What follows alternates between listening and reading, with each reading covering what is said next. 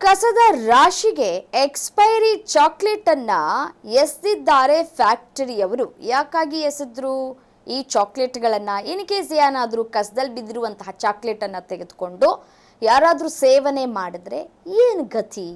ಆ ಕುರಿತ breaking update ಬರ್ತಾ ಇದೆ, ಬನ್ನಿ ನೋಡ್ತಾ ಹೋಗೋಣ.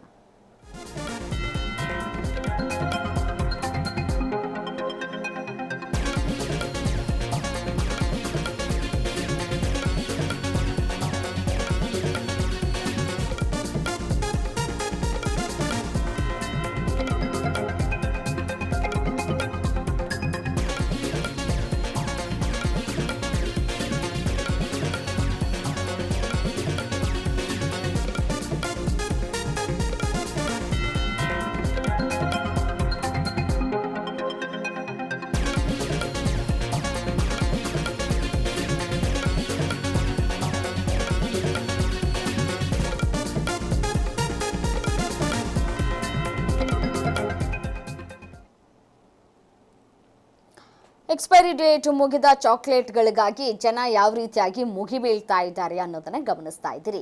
ಕಸದ ತೊಟ್ಟಿಯಲ್ಲಿದ್ದಂತಹ ಎಕ್ಸ್ಪೈರಿ ಸಿಹಿ ತಿಂಡಿಗಳಿಗಾಗಿ ನೂಕು ನುಗ್ಗಲು ಉಂಟಾಗ್ತಾ ಇದೆ. ಏನ್ ಜನನಪ್ಪ, ಆ ಕಸದಲ್ಲಿ ಬಿದ್ದಿರುವಂತಹ ಒಂದು ಚಾಕ್ಲೇಟ್ ಅನ್ನು ತಗೊಂಡು ಹೋಗಿ ತಿಂತಾರೆ ಅಂತಂದ್ರೆ ಅಷ್ಟೊಂದು ಗತಿಗೆಟ್ಬಿಟ್ಟಿದಾರ ಜನ ಅಂತ ಹೇಳಿ. ಉತ್ತರ ಪ್ರದೇಶದ ಕಾನ್ಪುರದ ಪಂಖಿಯಲ್ಲಿ ನಡೆದಿರುವಂತಹ ಘಟನೆ ಇದು. ಕಸದ ರಾಶಿಯಿಂದ ಪ್ಯಾಕೆಟ್ಗಳನ್ನ ಹೆಕ್ಕೊಂಡು ಹೋಗ್ತಾ ಇದ್ದಾರೆ ಜನ.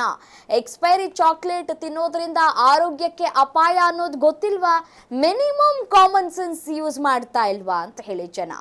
ಮಕ್ಕಳಿಗೆ ಇಂತಹ ಚಾಕ್ಲೇಟ್ ಕೊಡಬೇಡಿ ಅಂತ ಹೇಳಿ ನೆಟ್ಟಿಗರು ಎಚ್ಚರಿಕೆಯನ್ನ ಕೊಡ್ತಾ ಇದ್ದಾರೆ.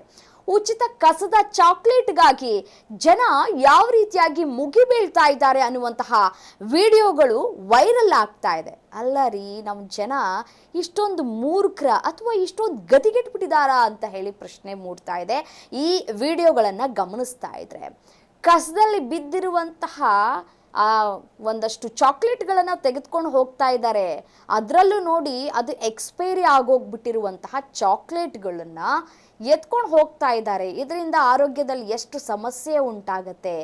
ಜನ ಓದಿರುವಂತಹ ಜನ ಈ ರೀತಿಯಾಗಿ ಯಾಮಾರಿದ್ರೆ ಹೇಗೆ ಅಂತ ಹೇಳಿ ನೋಡಿ. ನಾವು ಅಂಗಡಿಗಳಿಗೆ ಹೋದಂತಹ ಸಂದರ್ಭದಲ್ಲಿ ಏನಾದರೂ ಒಂದು ಚಾಕ್ಲೇಟ್ ಏನಾದರೂ ಎಕ್ಸ್ಪೈರಿ ಆಗಿಬಿಟ್ಟಿದ್ರೆ ರಂಪ ರಾಮಾಯಣ ಮಾಡ್ತೀವಿ. ಎಕ್ಸ್ಪೈರಿ ಆಗಿದೆ, ನಿಮ್ಗಷ್ಟು ಗೊತ್ತಾಗೋದಿಲ್ವಾ? ಒಳಗಡೆ ಇಟ್ಕೊಂಡು ಮಾರಾಟ ಮಾಡ್ತಾ ಇದ್ದೀರಾ, ಅದನ್ನು ತೆಗೆದು ಹೊರಗಡೆ ಹಾಕಿ ಅಂತ ಹೇಳಿ. ಬಟ್ ಆದರೆ ಇಲ್ಲಿರುವಂತಹ ಮೂರ್ಖರುಗಳು, ಇವರೆಲ್ಲರೂ ಕೂಡ ಮೂರ್ಖರೇ. ಎಲ್ಲರೂ, ಪ್ರತಿಯೊಬ್ಬರೂ ಕೂಡ ಮೂರ್ಖರು. ಕಸದ ರಾಶಿಯಲ್ಲಿ ಬಿದ್ದಿರುವಂತಹ ಅಸಹ್ಯವನ್ನ ತೆಗೆದುಕೊಂಡು ಹೋಗಿ ತಿಂತಾರೆ ಅಂತಂದ್ರೆ, ಇನ್ ಕೇಸ್ ಸತ್ತರೆ ವಾಪಸ್ಸಂತೂ ಬರಲ್ಲ, ಎಣ ತೆಗೆದುಕೊಂಡು ಹೋಗ್ಬೇಕಾಗತ್ತೆ ಅಷ್ಟೇ. ಸತ್ತರೆ ಇದರಿಂದ ಏನಾದರೂ ಆರೋಗ್ಯದಲ್ಲಿ ಏರುಪೇರಾದರೆ ಯಾರು ಹೊಣೆ? ಅಷ್ಟು ಈ ಕಾರ್ಖಾನೆಯವ್ರಿಗೂ ಬುದ್ಧಿ ಬೇಡವಾ ಅಂತ ಹೇಳಿ ಜನ ಓಡಾಡುವಂತಹ ದಾರಿಯಲ್ಲಿ ತೆಗೆದುಕೊಂಡು ಹೋಗಿ ಸುರಿದಿದ್ದಾರಲ್ಲ ಈ ಚಾಕ್ಲೇಟ್ಗಳನ್ನ. ಅವಿವೇಕಿಗಳು ತೆಗೆದುಕೊಂಡು ಹೋಗಿ ಮನೇಲಿ ಬೇಕಾದವ್ರಿಗೆಲ್ಲ ಕೊಡೋದು.